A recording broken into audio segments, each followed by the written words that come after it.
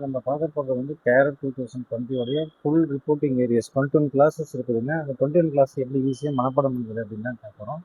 First ஒவ்வொரு கிளாஸும் நான் சொல்கிறேன். First class 3 subsection 1 property plant and equipment including right of use of assets, intangible assets, revaluation and benami property புதுசு.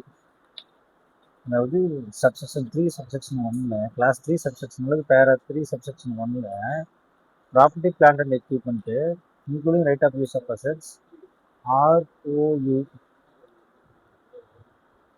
இது வந்து intangible assets, revaluation of dynamic property 1988 section. Inventory and working capital limits.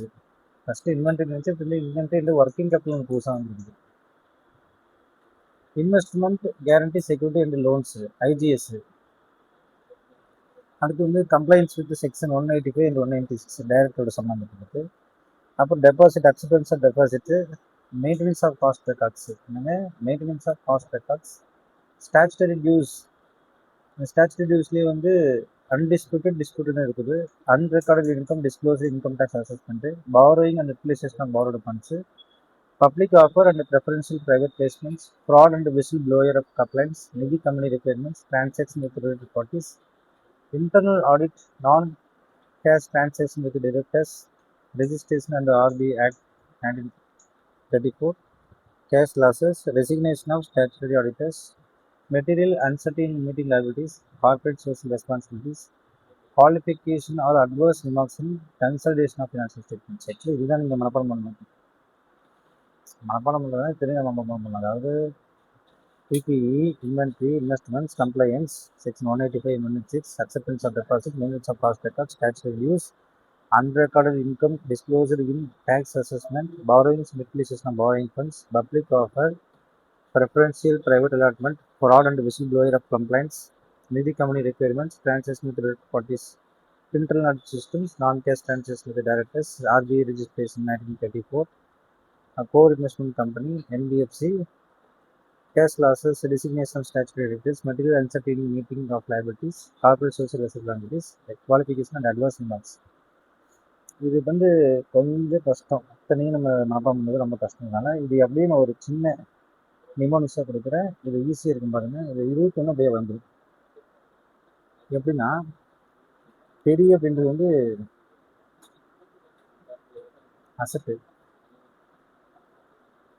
பெரிய இன்வென்ட்ரியில் loan வாங்கி director deposit வைத்து cost கட்டினார். பெரிய BP பெரிய இன்வென்ட்ரியில் loan வாங்கிய டைரக்டர், லோன் வந்து டைரக்டர் தான் வரும். லோன் வாங்கிய டைரக்டர் தான் செக்ஷன் 185. பெரிய இன்வென்ட்ரியில் லோன் வாங்கிய டைரக்டர் டெபாசிட் வைத்து காஸ்ட் கட்டினார். ஸ்டாச்சுட்டரி இன்கம் பாரோ பண்ணி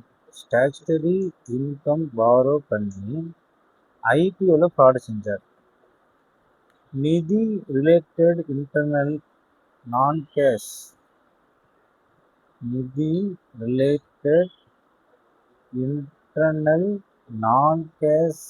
RB கேஷ் ரிசைன் செஞ்சு மெட்டீரியல் CSR கன்சல்டேஷனுக்கு போனாரு அப்படின்னு சொல்லலாம்.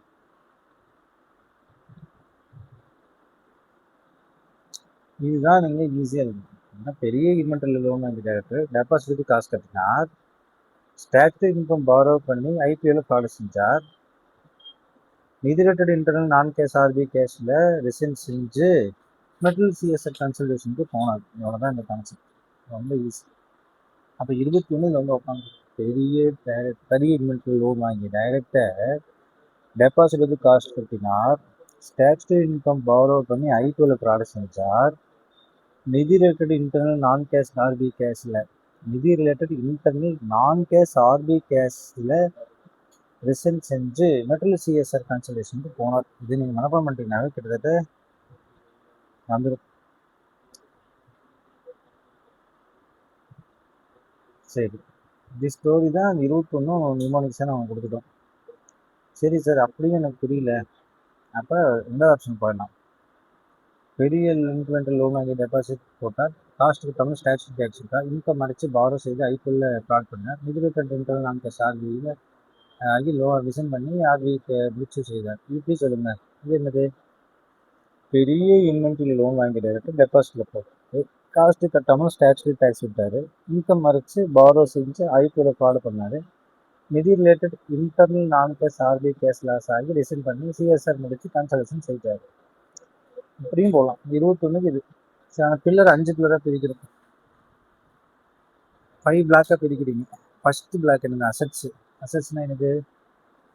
பிபிஇ, இன்வென்ட்ரி, லோன்ஸு, டெரக்டர்ஸ், இதெல்லாம் அசட்டு. 1 2 3 4 5, ஃபஸ்ட்டு 5. 21 வந்து ஃபஸ்ட்டு 5 விட்டுட்டா அசட்ஸ். பில்டுன்னு சொல்கிறாங்க. Build PPE, inventory, loans and advances, directors, property, inventory, 4. First 4. அடுத்து ரெண்டாவது கம்ப்ளைண்ட்ஸ் வந்து கம்ப்ளைண்ட்ஸ். ரெண்டாவது பிளாக் வந்து கம்ப்ளைண்ட்ஸ். ஃபஸ்ட்டு அசட் பிளாக்கு, அடுத்தது கம்ப்ளைண்ட்ஸ் பிளாக். கம்ப்ளைண்ட்ஸ் பிளாக்ல வந்து என்னன்னா டெபாசிட்ஸு, காஸ்ட்டு, ஸ்டாச்சுட்டரி இன்கம். இது வந்து எந்த பிளாக்னு?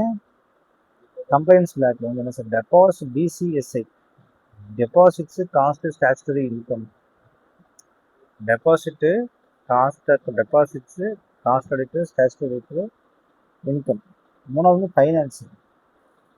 ஃபைனான்ஸு அடுத்தது, that is very important, ACF. ஃபைனான்ஸில் வந்து என்ன வரும்? Borrowings, IPO fraud. நாலாவது governance, Nidhi related party, internal auditor, non cash transactions, RB. இதெல்லாம் வந்து நிதி, என்ஆர், ஐஎன்ஆர். கவர்னன்ஸு அடுத்து வந்து report, cash loss, resignation, material uncertainty, CSR. அப்போ 5 பிளாக் நீங்கள் மனப்பாடம் பண்ணிக்கணும். ஃபஸ்ட்டு பிளாக்கு அசட்டு, ரெண்டாவது பிளாக் வந்து கம்ப்ளைண்ட்ஸு, மூணாவது வந்து ஃபைனான்ஸு, நாலாவது வந்து கவர்னன்ஸு, அஞ்சாவது ரிப்போர்ட்டு. Governance, report. அப்போ ஏசிஎஃப்ஜிஆர், ஏசிஎஃப்ஜிஆர் இப்படியும் கூட நீங்கள் வச்சுக்கணும். புரியுதுக்கா சார்? ஏன்னா அசட்டு, அசட் பிளாக்கு, இது வந்து கம்ப்ளைண்ட்ஸ் பிளாக்கு, இது வந்து ஃபினான்ஸ் பிளாக்கு, இது வந்து கவர்னன்ஸ் பிளாக்கு, இது வந்து ரிப்போர்ட்டிங் பிளாக். ஃபஸ்ட்டு அசட் பிளாக்ல வந்து அசட் 4 இருக்குது. என்னங்க? First fixed asset, that is PPE, inventory, loans and advances, directors. அடுத்து வந்து complaints part, deposits, cost, statutory and income. அடுத்து ஃபைனான்ஸு, ஃபைனான்ஸ் பிளாக் வந்து பாரோயிங்ஸு, ஐபிஓ ஃப்ராடு.